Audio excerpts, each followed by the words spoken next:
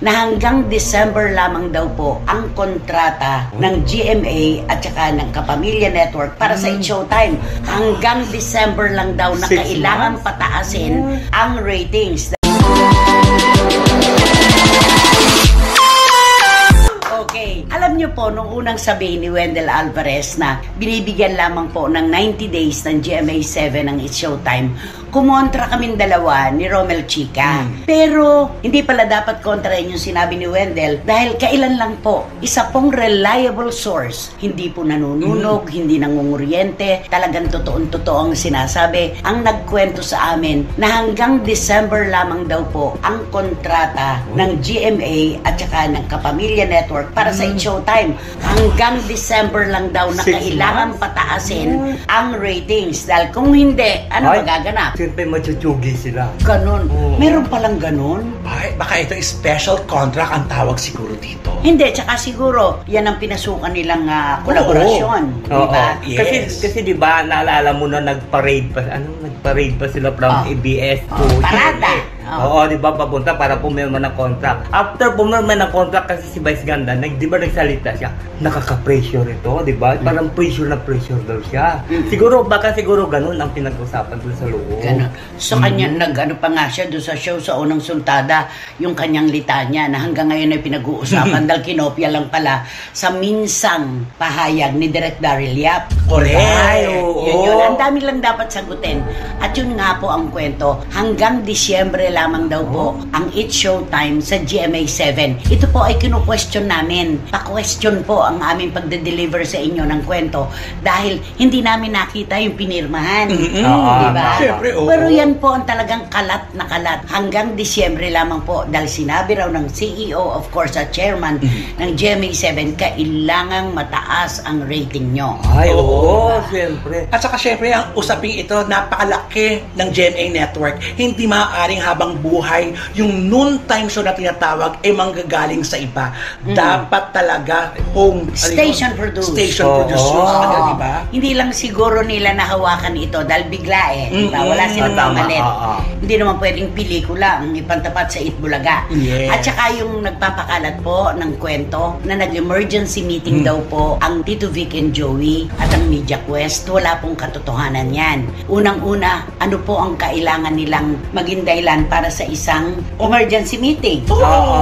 Opening lang ang pinag-uusapan dito. Kaya nga. Yung opening, nagtapatan. Pero yung Lunes at Martes po, habang pressured po ang It's Showtime at talagang hindi nila halos malaman ang gagawin. Tape po ang Itbulaga ng Lunes at Martes. Yung unang sultada, Sabado, April 6, tapatan talaga yung opening, di ba? At kinagiliwan nga, inabangan ang Andres Mulak. Talagang matindihan. Pero habang napipressure naman po ang It's Showtime nung Lunes at Martes, hindi po totoo na nagkaroon ng emergency meeting, wala pong dahilan para magkita ang mga tagapamuno ng Media Quest at ang Tito Vic and Joey dahil tape po ang Lunes at Martes ng Itbulaga. Yun ba ang pressure? Ang itinapat sa inyo? Naka-tape? Kaswal na kaswal. Chillax na chillax. Nag-golf yung mga bida. Di ba? Chillax na chillax ang mga Dabber Cats. Tapos sabihin may emergency meeting. At meron pang nagpapakalat. Sa kampo rin siyempre sa kabila ito na kesyo nalulugi na raw ang Itbulaga. Ay, teka naman. Ito lang naman ang ating hiling. Nalulugi.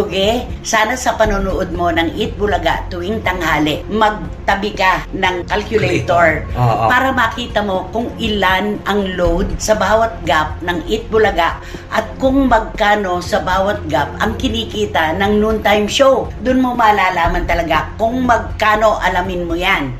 Punong-puno, di ba? Yung ba sasabing nalulugi na? At isipin nyo tape pa yun tape loaded sila, kaya kampante sila na kahit wala sila, nagpapakasaya sila, tape na ang kalaban ng nagla-live na programa. Na nagkukumahog para sapawan yung kalaban, di ba?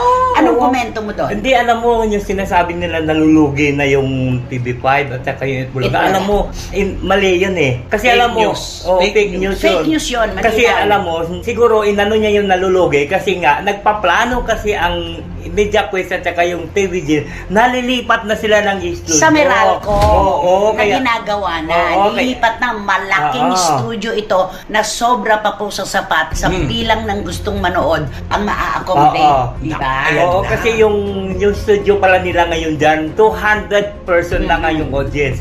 Pag samantala doon sa Meralco is 1,000. Doble, 1,000. triple, Triple oo. pa ang audience. Napakalaki po. At saka, sorry hindi po sa ipinagtatanggol namin at inaangat po ang kalidad ni Sir MVP. Marami po kayong pwedeng sabing negosyanteng nalulugi. Alisin niyo po sa listahan si Sir MVP. Hindi Please. po mangyayari yan.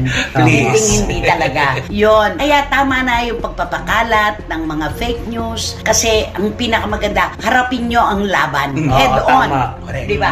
Head on. Kung ano kaya nyong ibigay at kayang ibigay ng Itbulaga, ang huli naman pong huhusgan yan. Walang iba kundi ang taong bayan. Ay, oo. Iyan ang tama. pinakamaliwanag sa ating lahat.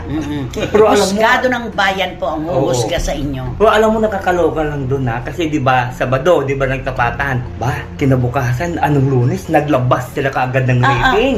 Di ba na kalahati daw, Ano nga pa? 9.4. Parang ang parang ang nangyari nga merong demolition job Oo. sa pamilya. Pagkatapos yung kapuso. Oo. Tapos may mga bashers, di ba? Ang naano ko lang, sabi ko, ito yung mga rating na ito, gawain dati ito ng ABS-CBN. Ngayon pala, tapos di ba noon, galit na galit ang GMA pag maglabas ng rating ang ABS-CBN na, ay, talo yung GMA, ganito, ganun. Ang bilis nila maglabas. Oo. Yan yung ika nga ito ang kanilang talagang estilo. Yan, oo. Ay, oo.